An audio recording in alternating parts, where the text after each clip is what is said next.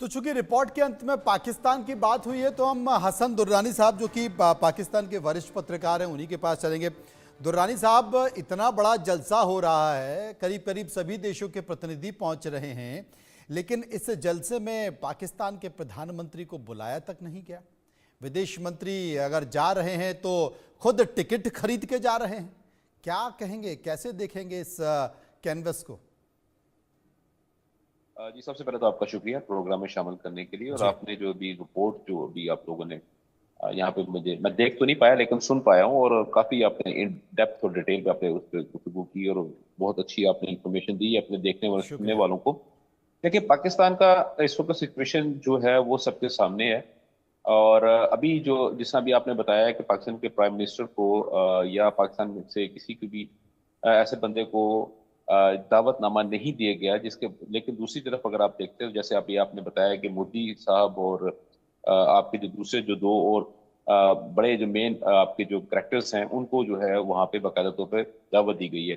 देखिए, दो तीन चीजें हैं पाकिस्तान की जानब से। पाकिस्तान जो है उसमें, जहां तक मैं ये बात समझा हूं, कि पाकिस्तान उस तरह की जो है वो खारजा पॉलिसी पाकिस्तान की जो थी, अब वो कभी भी इस तरह की नहीं रही कि वो किसी तरह भी मुल्क के अंदर, किसी भी दूसरे मुल्क के अंदर अपनी पेनिट्रेशन करवा सकता हो, या वो सफारती सतह के ऊपर जो है वो अपनी कोई ना कोई अहमियत बनवा सकता हो। इस मामले में इसमें कोई दूसरी राय नहीं है कि इंडिया जो है या भारत जो है उसकी जो सफारती टीम जो है, और वो उन्होंने अपनी पूरी पूरी वर्किंग की हुई है, और वो ना सिर्फ वर्किंग की हुई बल्कि वो साथ के साथ अपनी जो एक्सरसाइज करते रहते हैं, जिस वजह से जो दो ममालिक के दरमियान में जो रिलेशनशिप है वो काफी बेहतर है एज कम्पेयर टू पाकिस्तान या किसी और मुल्क के। जी। तो यहाँ पे मेरे लिए तो किसी भी किस्म का इसमें कोई वो अचंभे वाली बात नहीं है या सरप्राइजिंग, ऐसा मेरे लिए कोई सरप्राइज नहीं था इसके हाँ, अंदर हाँ, हाँ। कि अपना पाकिस्तान में से प्राइम मिनिस्टर को, पाकिस्तान के जो प्राइम मिनिस्टर उनको दावतनामा नहीं मिला। हाँ, अलबत्ता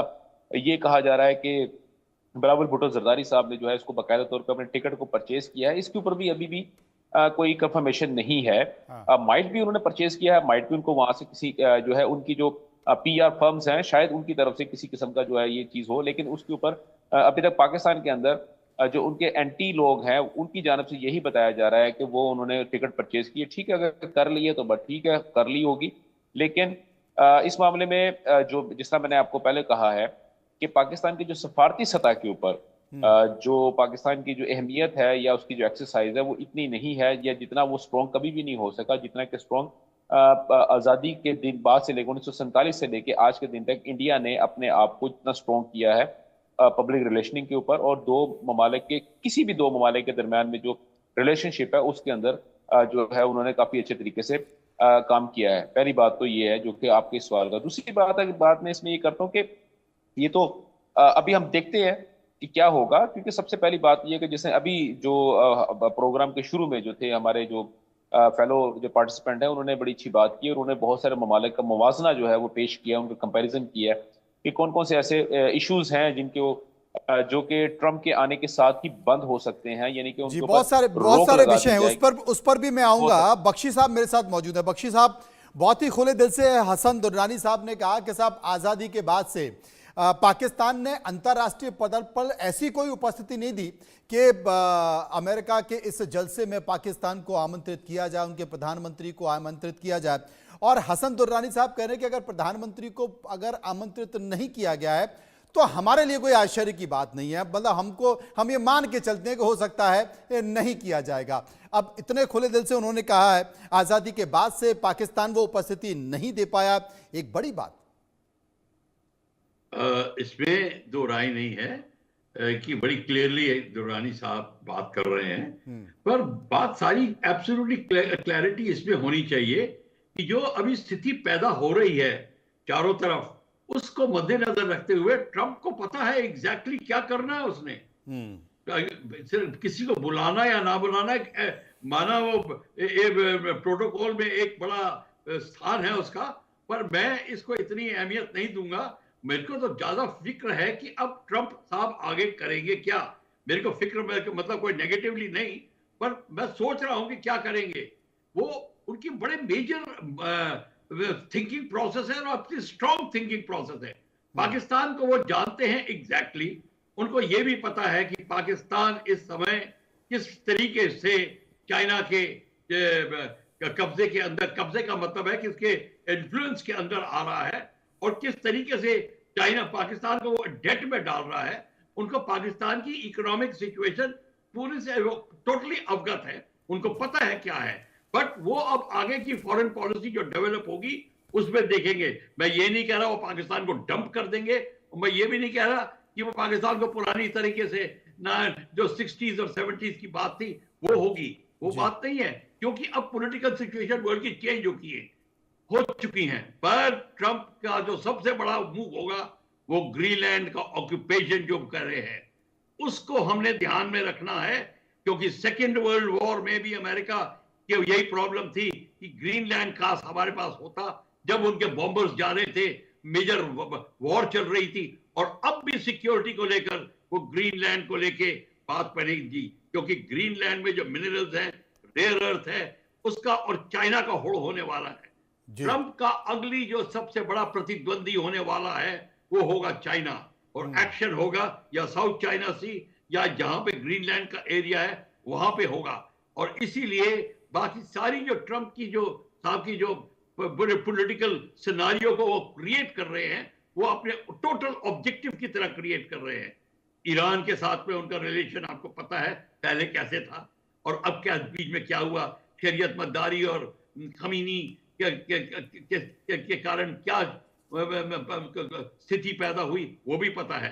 ट्रंप को पूरी तरह पता है कि उन्होंने किस तरीके से हमास को अपने ठिकाने लगाया है, गाजा में ट्रूस हो रही है, यूक्रेन में वो पीस ला रहे हैं, वो सब पता है और वो उनके स्ट्राइड में है।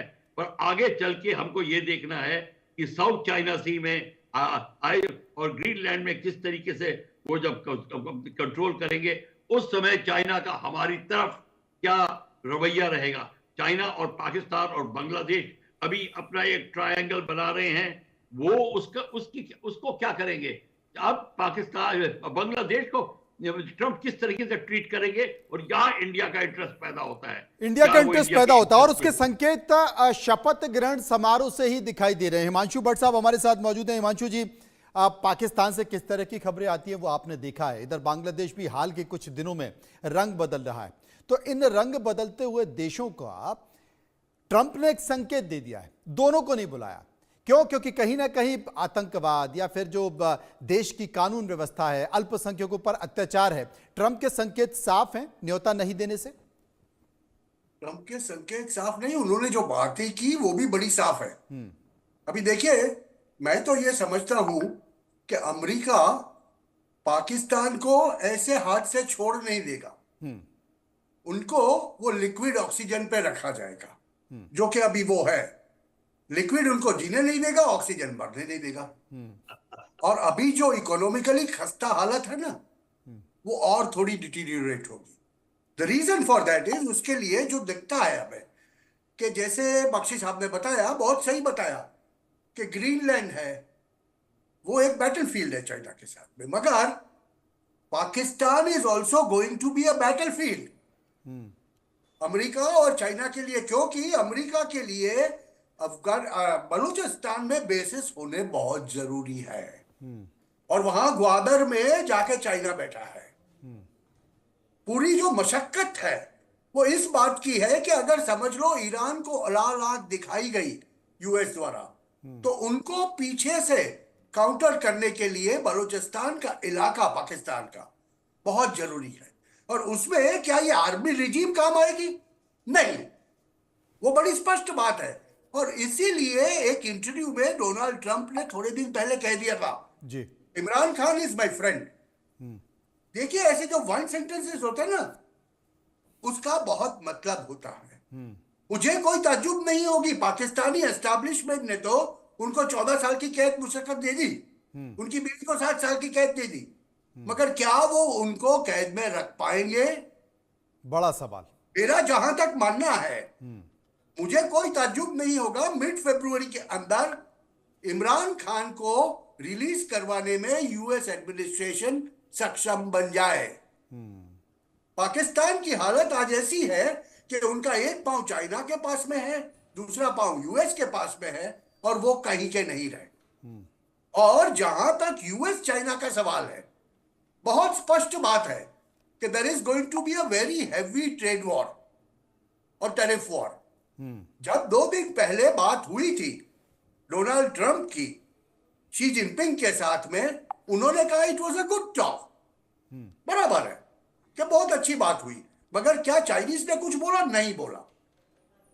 उन्होंने बात की, टिकटॉक की, यस, मगर साथ में जब 50% की टैरिफ होगी और चाइनीज इकोनॉमी को तकरीबन 1 ट्रिलियन का फटका पड़ेगा अगले 1 साल 1.5 साल के अंदर, तब उनकी क्या हालत होगी।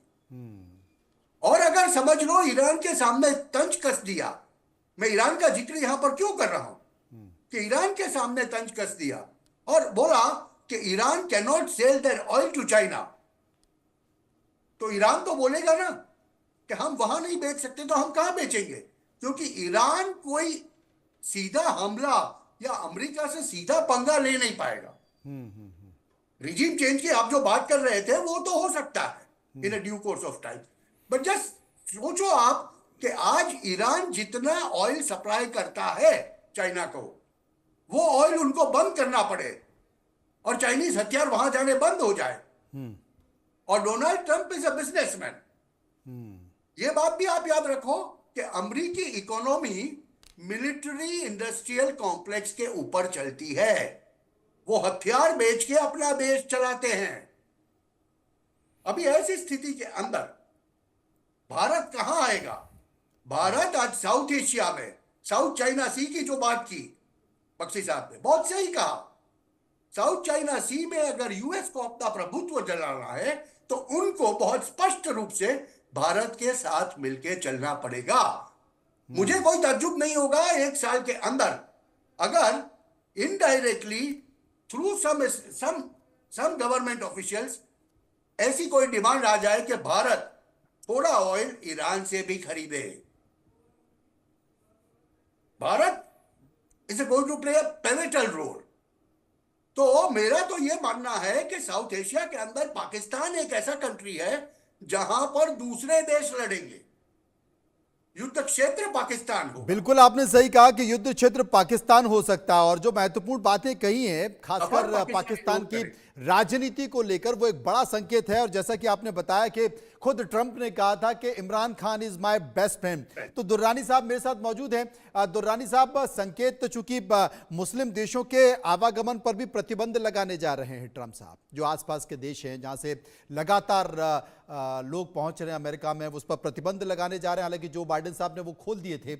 इसके साथ साथ अगर ट्रंप कह चुके हैं कि Imran Khan is my best friend, और जो बात हिमांशु भट्ट कर रहे हैं कि कोई आश्चर्य नहीं होगा कि आने वाले समय में इमरान खान बहुत जल्दी बाहर छूट जाए या अमेरिका पाकिस्तान में कुछ भी ऐसा करे कि वहां की राजनीति में उथल पुथल आ जाए।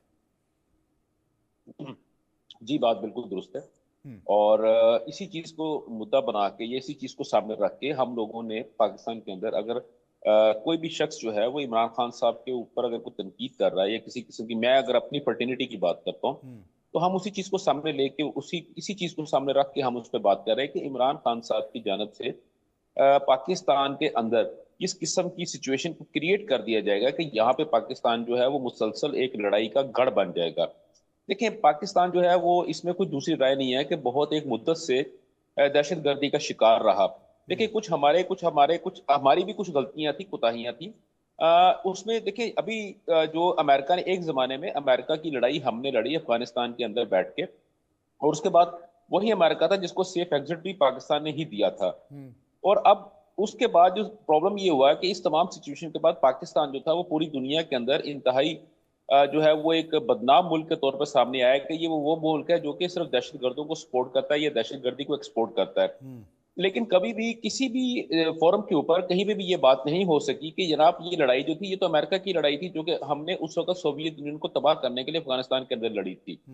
अब कुछ बंदे जो हैं इसी तरह अभी जो यहाँ पे भी गुफ्तगू हो रही है, ये उसी तरफ ही उसी अंदेशे की तरफ इशारा किया जा रहा है कि पाकिस्तान दोबारा जो है एक ऐसी जो है एक ग्राउंड की जो है शक्ल अख्तियार कर सकता है जो कि दूसरे ममालिक की लड़ाई यहाँ पे लड़ी जाएगी। और उसके अंदर एक जानब तो अगर हम देखते हैं तो ट्रंप साहब ये कहते हैं कि जनाब मैं पूरी दुनिया की लड़ाई जो है वो खत्म कर रहा हूं, और दूसरी जानब अभी जो आप ही की रिपोर्ट के अंदर ये बात आई है कि पाकिस्तान वो अपने 100 से ज्यादा एग्जेक्टिव ऑर्डर जो है वो बिल जो है उन पर साइन करेंगे, और उनकी सिचुएशन जो क्लियर होगी तो तब पता लगेगा वो क्या है। लेकिन अगर देखा जाए तो फंडामेंटलिस्ट की जानब अगर मैं देखता हूं तो मुझे ट्रंप जो है वो इंतहाई एक ऑर्थोडॉक्स और फंडामेंटलिस्ट किस्म का अमेरिकन जो है वो शख्स नजर आते हैं, जिसका उन्होंने बारहा इजहार भी किया है और उन्होंने साबित भी किया है। पहली बात। जी। दूसरी बात, अगर वो ये कहते हैं कि इमरान खान मेरा दोस्त है, और वन लाइनर अगर उन्होंने ये कहा है, लेकिन आप उसके अंदर छुपी हुई जो बात है, ये अंडर द लाइन अगर आप देखते हैं तो बेसिकली वो दोबारा चाहते हैं कि पाकिस्तान को इमरान खान के थ्रू वो जो है दोबारा एक लड़ाई का गढ़ बना दे। दूसरी बात। तीसरी बात ये है कि क्या ट्रंप जो है वो पाकिस्तान को डायरेक्टली ऑर्डर देंगे कि आपने आपकी जो अदालतें हैं उनको सेट साइड कर दी जाए, उनके जो फैसलों को खत्म कर दिया जाए, इनके ऊपर इमरान खान साहब के ऊपर तमाम के तमाम मुकदमात को खत्म कर दिए जाए और उनको बाहर निकाल के दोबारा सत्ता में लेके आए, क्योंकि वो मेरा बेस्ट फ्रेंड है। देखिए ये चीजें जो है या तो ट्रंप साहब जो है वो डायरेक्टली मुझे हमें कह दें तो हम हसन दुर्रानी उसको साहब, देखेंगे असल में कि हम सीधे तो कोई बोलता नहीं है, लेकिन परिस्थितियां तय कर जी, दी जाती जी, हैं, चाहे जी, वो जी, फंडिंग के बिल्कुल, जरिए बिल्कुल। हो, अर्थव्यवस्था के जरिए जिस हो, तरह भी हो, पैकेज के जिस तरह जरिए भी हो, हो, लेकिन तमाम सारी लेकिन चीजों आप में ऐसी व्यवस्थाएं, ऐसी स्थितियां पैदा कर दी जाती हैं कि आपको सिवाय मानने के, क्योंकि पाकिस्तान की अर्थव्यवस्था आपको पता है बहुत सारा पैसा जो कि विदेशों से मिलता है, बाहर से आता है, और जो पैकेजेस मिलते हैं उनके भरोसे काफी सारी अर्थव्यवस्था पाकिस्तान की चलती है। और आपको पता है कि अमेरिका अगर कोई चीज ठान ले तो वो कैसे किसी देश से करवा सकता है। आप देखिए ना, बांग्लादेश में तख्ता पलट हो गया और शेख हसीना को कहना पड़ा कि साहब एक गोरा आया था, उसने मेरे